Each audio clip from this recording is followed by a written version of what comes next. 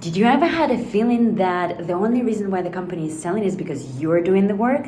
That's right, I'm calling it a founder syndrome. And founder-led sales is actually not a scalable thing. Because what happens if you get tired? What happens if you get burned out? What happens when you need to scale but you're stuck in the business instead of stepping out and working on the business? Yes, you're the best closer in the room. It feels good. Product has legs. You're validating it every step of the way. But there are 3 problems that you are not thinking about. Number 1, you're in your head. And when you're in your head, you're dead. Number 2, you can't scale something that you're emotionally attached to. How can you scale something that you are thinking about all the time? And this is the sale, and this is your emotions.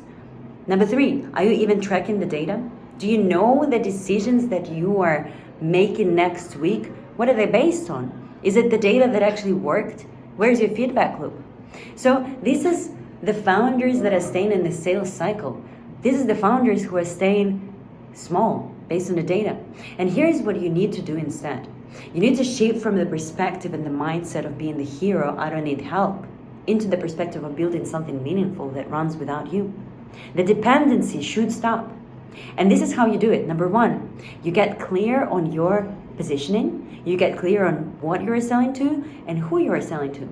So ideal customer profile is really important. You think you nailed it, but do you know what's in the head of your customer when they're clicking on top of the funnel? Number 2, it's the automation. AI agents automate every single admin work, from content creation, qualification, outreach, follow-ups, and let your human reps deal with handshakes and closing. Funnel data. Every single thing should be based on a feedback loop. Think of it like upgrading the one-man solo band into the revenue orchestra. It's 10x louder, right? Here's the model that actually works for us. From going into I'm doing it all, into this runs without me, without any dependency on me. So you start with clarity, and this is step number 1. You don't start with tools, you don't jump into that straight away. You are understanding the positioning, understanding the market, understanding the objections, understanding the messaging collaboration. All of these things are really, really important. And if you don't know who you're selling it to, it's a great product, but your messaging doesn't land. And you're thinking and waking up, why is my revenue stagnant? Why am I not converting? It's gonna break anyway. So no matter how good you are and how many leads you are talking to every day, if you don't nail the clarity, you can't convert and you can't grow. So number 2 is the speed.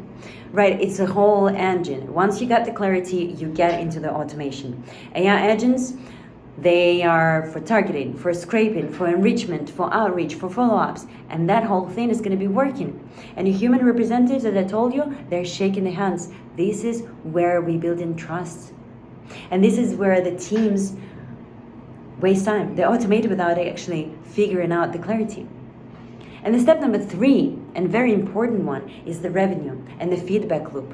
So if you don't monitor what's working, you can't understand what to do next. So the very important job is to analyze the data.